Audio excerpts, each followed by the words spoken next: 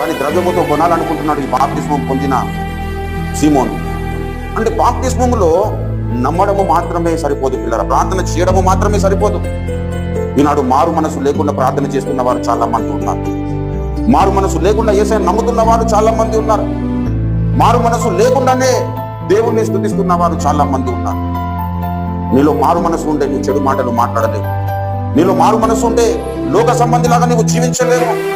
నీలో మారు మనసు ఉంటే నీ హృదయము చెడినదిగా ఉండదు. నీలో మారు మనసు ఉంటే నీ హృదయం విశాలపరచబడుతుంది. నీలో మారు మనసు ఉంటే దేవుని కొరకు నీకు ఉన్న దాంట్లో సమిష్టిగా ఉంచుకుంటావు. నీలో మారు మనసు ఉంటే నీ స్థిర చరాస్తులను అమ్మి ఎవరికి ఆకళ్ళు ఉన్నాయో అవి వారికి పంచిపెట్టగలుగుతావు. నా చెప్పండి, ఇప్పుడు క్రైస్తవ సమాజాన్ని అందరినీ దృష్టిలో పెట్టుకొని ఎంతమంది ఈ పరిస్థితిలో జీవనాన్ని సాగిస్తున్నారు?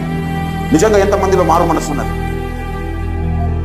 ప్రభువునందు ప్రియమైన దేవుని బిడ్డలారా,